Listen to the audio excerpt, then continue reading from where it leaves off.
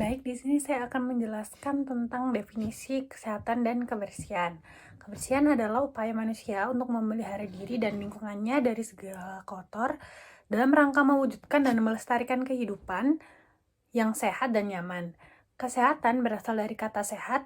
Dalam Kamus Besar Bahasa Indonesia, sehat yaitu suatu keadaan baik segenap badan serta bagian-bagian yang terbebas dari sakit.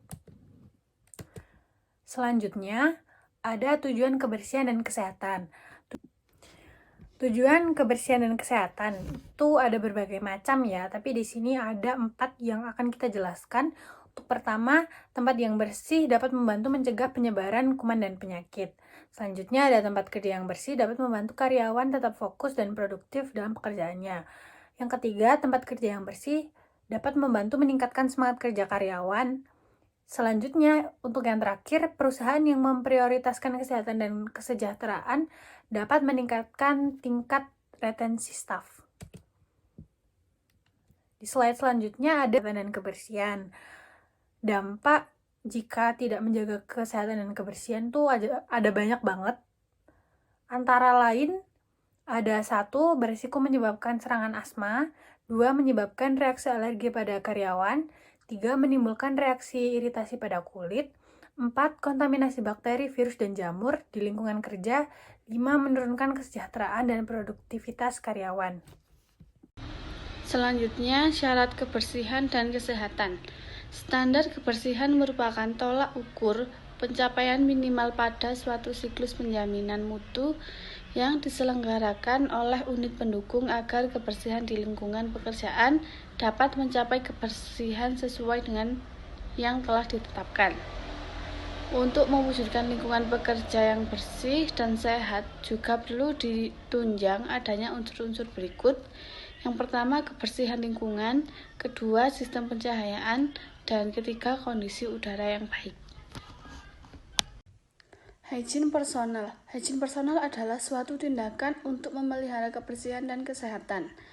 Hygiene adalah suatu usaha pencegahan penyakit yang menitik beratkan pada usaha kesehatan perseorangan atau manusia beserta lingkungan tempat orang tersebut berada. Makanan dan minuman merupakan kebutuhan dasar terpenting pada setiap manusia.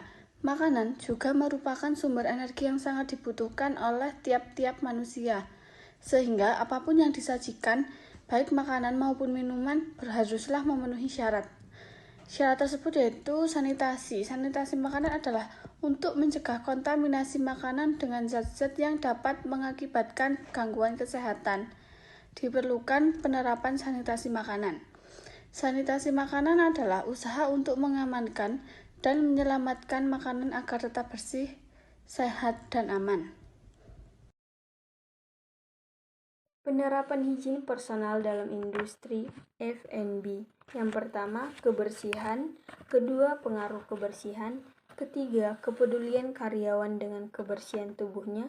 Keempat, pemeriksaan rutin kebersihan tubuh karyawan. Kelima, kebersihan pakaian kerja.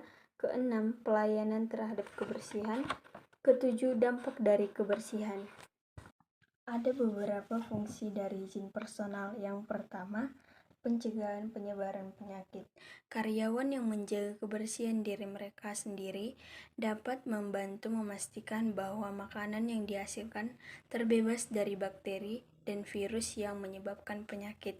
Yang kedua, meningkatkan kualitas makanan. Karyawan yang menjaga kebersihan diri mereka sendiri dapat memastikan bahwa makanan yang dihasilkan terbebas dari bahan kimia, rambut, atau benda asing lainnya.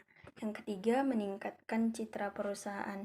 Karyawan yang menjaga kebersihan diri mereka sendiri dapat membantu memastikan bahwa perusahaan terlihat profesional dan dapat dipercaya. Ketiga, meningkatkan keamanan kerja.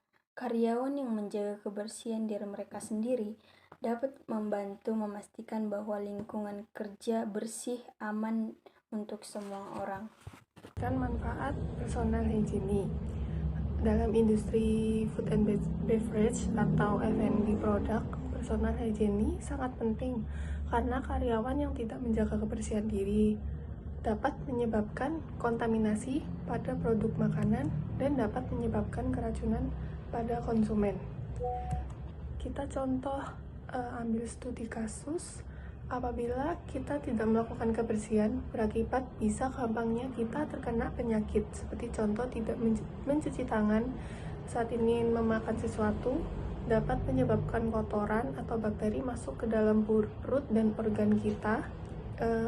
Di lain itu, kita juga dapat menyebabkan diare.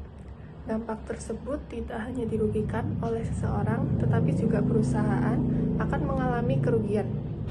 Apabila kita tidak menerapkan hygiene personal di lingkungan industri F&B atau hotel, seorang penjama makanan atau chef biasanya ada peraturan dalam kebersihan rambut, kerapian rambut, kebersihan kuku. Misalnya kayak rambutnya kalau berada di ruang dapur itu harus dikunci rapi, untuk kuku tidak boleh panjang.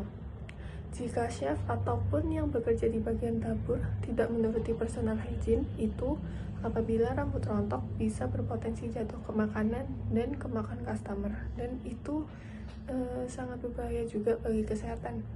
Jadi hal ini tentunya dapat merugikan